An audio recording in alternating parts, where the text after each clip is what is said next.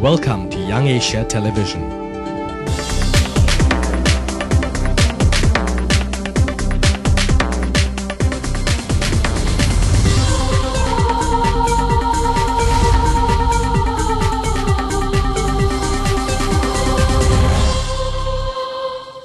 Hello and welcome to the interview. I'm speaking with Shafeek Rajabdeen from the SLMC, a candidate under the UNF for the upcoming parliamentary general elections. Welcome to the program. Perhaps a good start as any is to understand why a businessman such as yourself, we were talking before the program started, you said Rajabdeen and Sons is a household name. Why does someone like yourself enter mainstream party politics? I was invited by Honorable M.H.M. Ashraf at the time that he was forming the Sri Lanka Muslim Congress in the East. And at that time I felt there is some dimension of the Muslim community in Colombo needs some attention. And we thought the Sri Lanka Muslim Congress was the party formed in the East because of the LTT and the problem of the minorities there. Right.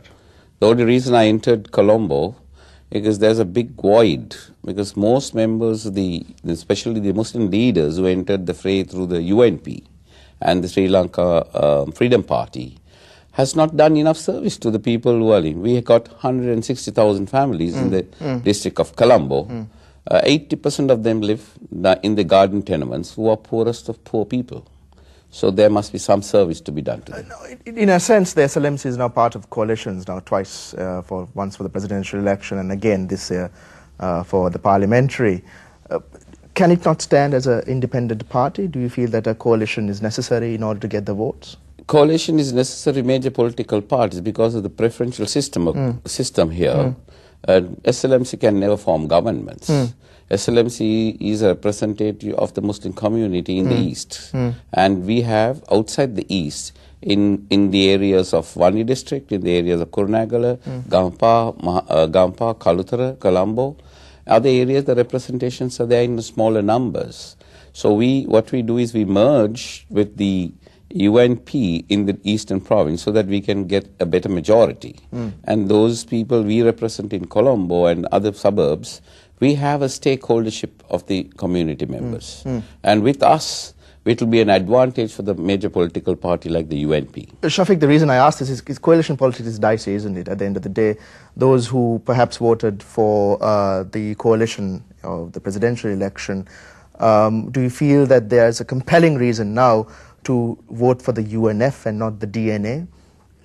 My thing is, when immediately after the war, the government of Honorable Mahinda Rajapaksa, the president of this country, had gone a long way on the wrong tracks, and after the war, he was selling the war to the people, and periodical elections were held, which virtually bankrupt political parties. And there came a time that he really bankrupted the entire political system. He broke up all the political parties into pieces, and he was on the very top form, and we did not have a candidate to challenge him. Therefore, we found a common candidate like General Sarath Fonseca. And that was the only way that we could have brought him to equal standards so that we can fight. Which leads to my question. Do you feel that the voters who voted then for that coalition will now vote for the UNF? And, definitely. Why? The UNF is a major political party, and it has a 4.7 million vote base in this country. But it doesn't have that candidate you were speaking of. It had. Now what we want to say is, a person like General Fonseca doesn't have a political background. He's a general who won the war for the country, and he's been backed by a political party now. But he was a member bought into the fray with no political affiliation. But he was a common candidate, and we have our own principles and ethics, and we worked with. The JVP has its own ethics, the UNP has its ethics, and also the Sri Lanka Muslim Congress. We have all come together so that we promote this candidate, and after that election, if Senator Fonseca was the president, we will have to go our own way to have our representation. So now we find that we have our representation. We have our members to be elected to Parliament, and maybe if we can all come together once again to form governments, we we are in a vision. We are thinking that we can do that. I mean, I want to also go, I mean, perhaps more generally, off camera we were talking about the nature of the constitution of parliament and its constituent members. You were lamenting the fact that those elected to govern Sri Lanka, once they are elected and in parliament, don't use that institution to its full constitutional ability. I mean, how does, and the question I asked then and I'll ask on camera as well, I mean, how does someone like you both survive in such an institution and want to get elected back into it? I mean, and what will you do to change it? I mean, you are part of the system, as it were, at the end of the day. I was in Parliament only for 2 years. I contested the UNF in the 2004 elections, and I got a 43,800 preferential vote system and returned 10th to the Colombo district. After the demise of Honorable Maheswaran, late Maheswaran, on January 1st when he was assassinated, a man who has come on the democratic process is a Tamil minority, talking in the Sinhala majority area, talking the language of Sinhala and telling the people, you're suddenly assassinated. And ever since that, I came in. And in Parliament, I see it's very disappointing to see the proportional representation system has brought in people to Parliament who are being elected as the voice of the people of their areas. I mean, do not deliver their goods. I can see. It's a black hole there because it's all personal agendas. And I think the Parliament has to be cleansed. The proper people who are addressing the... But voters elect these people. I mean, how would you go about educating the voter as to how to elect a better representative? You see, this country is plagued with economic downfall, and people are, very downtrodden, and their perks are very limited. So the members of Parliament who are in positions who make big amounts of money on corruption, they're able to throw the money, throw their wealth around and get these poor people. Today, you give 1,000 rupees, they'll vote you in. And 5 years they will be screaming and say, I voted, what did you get back? Your politics are different? My politics are different. What are your politics? We are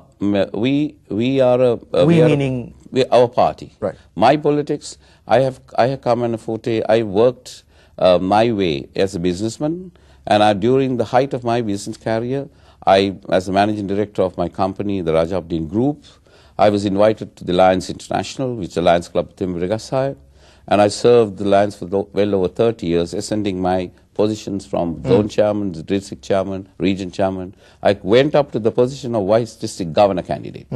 And at that time, the elections for municipality came up. I had to choose Colombo, I have to choose whether I should be a vice governor candidate or a candidate to the municipal. So I said, let me take that.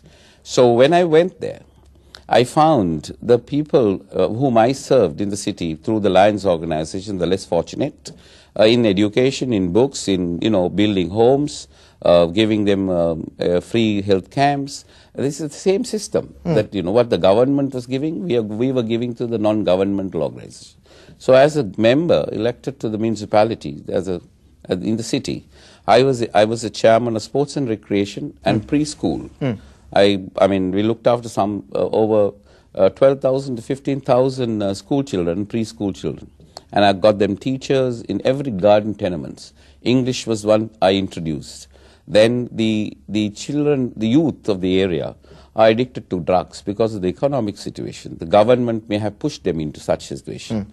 So we were trying to take them from drug abuse and things like that so that they be... Now this is all part of your, when you were part of the municipality. Municipality. Right. And we were able to give them the sporting goods so that we take them out from the arena of drugs and abuse. So by which we can guide the poor young fellows into the different path of life. You're very passionate about education. Yeah, one of the main forte of in my visionary is education. Yeah. When I represent the city of Colombo, most of the votes